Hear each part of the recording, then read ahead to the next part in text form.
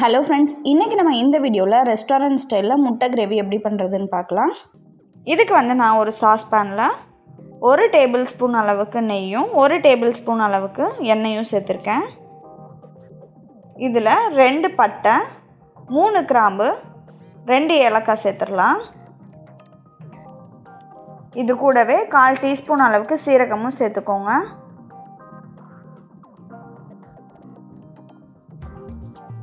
இப்போ நம்ம இதில் 2 பெரிய வெங்காயத்தை நல்லா பொடியாக நறுக்கி சேர்த்துடலாம். இதை நல்லா ப்ரௌன் கலர் ஆகிற வரைக்கும் நல்லா ஒரு 10 நிமிஷத்துக்கு ஃப்ரை பண்ணிக்கலாம். ஒரு 10 நிமிஷத்துக்கு அப்புறமேட்டு நம்ம இதில் 2 டீஸ்பூன் அளவுக்கு இஞ்சி பூண்டு பேஸ்ட்டு சேர்த்து நல்லா கலந்து விடுங்க. இதை நம்ம இஞ்சி பூண்டோட பச்சை வாசனை போகிற வரைக்கும் நம்ம வதக்கிக்கலாம். அடுத்ததாக ஒரு பச்சை மிளகாயை இந்த மாதிரி கட் பண்ணி சேர்த்துக்கோங்க. கூடவே 1/4 டீஸ்பூன் அளவுக்கு மஞ்சள் தூள், 1 டீஸ்பூன் மிளகாய் தூள், 1 டேபிள் ஸ்பூன் கொத்தமல்லி தூள், 1/4 டீஸ்பூன் அளவுக்கு சீரகப்பொடி, 1/4 டீஸ்பூன் கரம் மசாலா, 1/4 டீஸ்பூன் மிளகுத்தூள், இது எல்லாத்தையும் சேர்த்து நல்லா வதக்கிக்கோங்க. இது கூட கொஞ்சமாக தண்ணியை சேர்த்து எண்ணெய் பிரிஞ்சு வர வரைக்கும் நல்லா வதக்கிக்கலாம். இப்போ பாருங்கள், எண்ணெய் நல்லா பிரிஞ்சு வந்துருச்சு. அடுத்ததாக நம்ம இதில் 3 தக்காளியை நல்லா இந்த மாதிரி அரைச்சி இது கூட சேர்த்துடலாம்.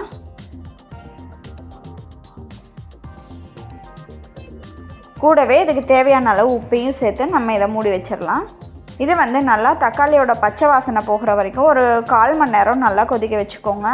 இந்த ரெஸ்டாரண்ட் ஸ்டைல் முட்டை கிரேவிக்கு நம்ம வெங்காயம் தக்காளியெல்லாம் நல்லா வதக்கணும். அப்போ தான் அந்த ஃப்ளேவர் நல்லாயிருக்கும். அடுத்ததாக 2 டேபிள் ஸ்பூன் அளவுக்கு முந்திரி பவுடர் எடுத்திருக்கேன். முந்திரியை நல்லா பவுட்ரு பண்ணி 2 டேபிள் ஸ்பூன் இது கூட சேர்த்துக்கோங்க. அடுத்ததாக 1 டேபிள் ஸ்பூன் அளவுக்கு கடலை மாவை தண்ணியில் மிக்ஸ் பண்ணி இது கூட சேர்த்துருங்க.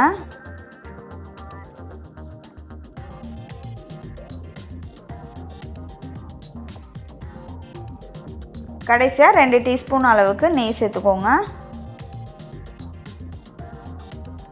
இது எல்லாத்தையும் சேர்த்து நல்லா மிக்ஸ் பண்ணிவிட்டு இதை எண்ணெய் பிரிஞ்சு வர வரைக்கும் நம்ம கொதிக்க வைக்கணும்.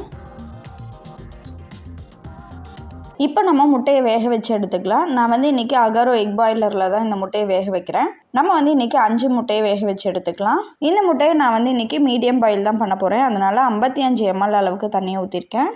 மேலே இந்த எக் பாய்லர் ட்ரேவை வச்சுட்டு இதில் நான் 5 முட்டையை வேக வச்சு எடுக்க போகிறேன்.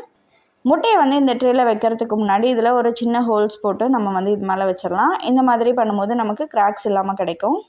இப்போ பாருங்கள், ஒரு 6 நிமிஷத்துலேயே நமக்கு இந்த முட்டை ரெடி ஆகிடுச்சு. இது கொஞ்சம் நல்லா ஆறின பிறகு இதோட தோலை உரித்து எடுத்துக்கலாம்.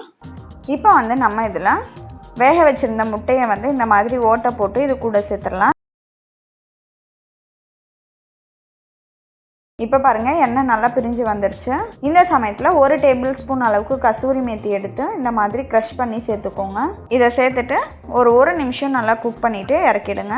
இந்த கிரேவியை நீங்களும் உங்கள் வீட்டில் ட்ரை பண்ணி பார்த்துட்டு உங்களோட ஃபீட்பேக்கை கமெண்ட்டில் சொல்லுங்கள். இந்த ப்ராடக்ட்டோட லிங்க் டிஸ்கிரிப்ஷனில் கொடுத்துருக்கேன். இன்னொன்றவங்க செக் பண்ணிக்கோங்க. நன்றி.